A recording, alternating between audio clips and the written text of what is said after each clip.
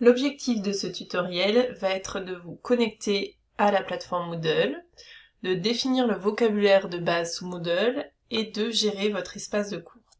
Pour vous connecter à Moodle, il vous faudra avoir l'adresse de la plateforme et ensuite vous rentrerez votre nom d'utilisateur et votre mot de passe et cliquez sur connexion. Vous arriverez ensuite sur l'interface Moodle. Donc dans cet exemple, on est sur la plateforme de savoir-faire et nous sommes arrivés donc sur l'interface. Pour aller dans les cours, ici on voit qu'il y en a plusieurs, on clique sur le cours qui est attribué. Vous ne verrez que les cours pour lesquels vous êtes enseignant. L'espace de cours est ici organisé en deux parties. Vous avez sur la gauche ce qu'on appelle les blocs et au centre l'espace de cours où vous allez pouvoir mettre vos contenus, vos activités, vos ressources. Pour faire apparaître ou disparaître les blocs, vous pouvez cliquer sur ce bouton ici en haut à gauche et là ça vous donne plus d'espace pour votre espace de cours. Dans le bloc, vous allez retrouver un point important, les participants, ici, à votre cours. Donc là, il y en a pas beaucoup, mais vous aurez la liste de vos participants. Vous allez retrouver aussi les notes, si vous avez mis des activités, par exemple ici j'ai déposé un travail, quand j'aurai déposé ce travail, j'aurai la note qui s'affichera ici. Et je vais retrouver aussi les séquences de mon cours. Si vous souhaitez modifier votre cours ou vos blocs, il va falloir utiliser le mode édition que l'on active par ce bouton en haut à droite. Quand vous êtes en mode édition, vous pouvez par exemple ajouter un bloc. Imaginons que j'ai envie d'avoir le calendrier qui s'affiche. Le bloc va venir se mettre sur la droite. Donc par exemple ici, je sais que le 23 mars, j'ai une classe virtuelle qui est planifiée. Sous Moodle, le cours que vous avez ici au centre peut être découpé en différents niveaux. Le premier niveau, ce sont les sections, que l'on voit ici en orange.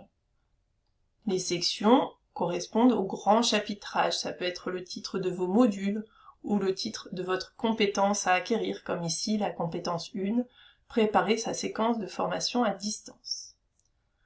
Ensuite, il y a un deuxième niveau, que l'on appelle dans Moodle les étiquettes. Donc ici, on voit ce deuxième niveau, par exemple, questionnaire à compléter avant la première classe virtuelle, ou classe virtuelle numéro 1.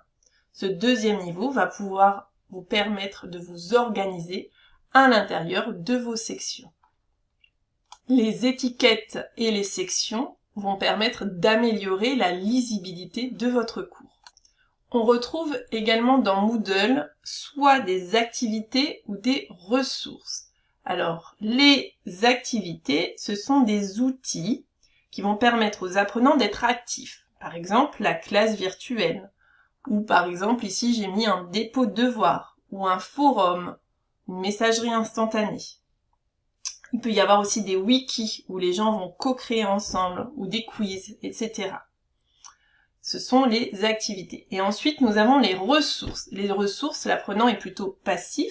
Ce sont des documents, des informations qui pourront être lues ou écoutées ou regardées. Par exemple, des PDF, des vidéos, des textes à lire.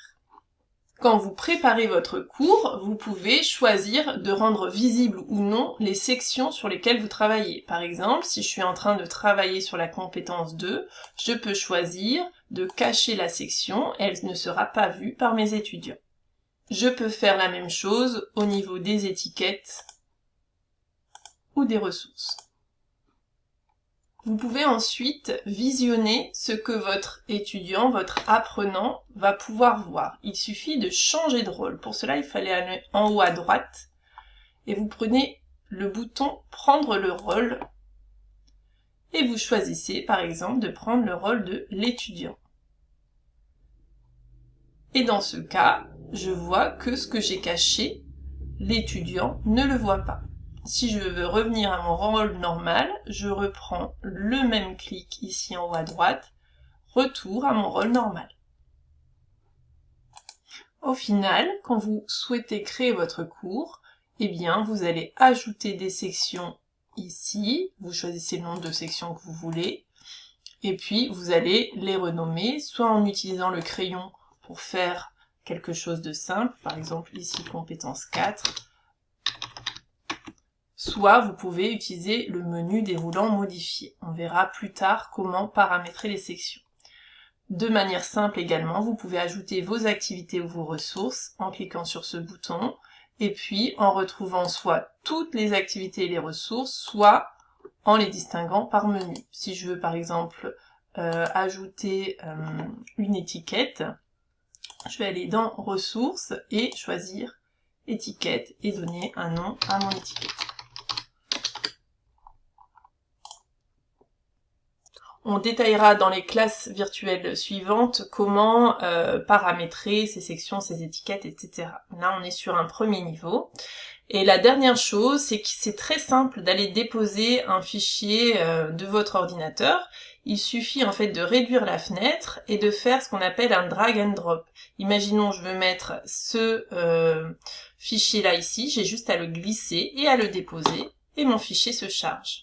Donc c'est vraiment très facile.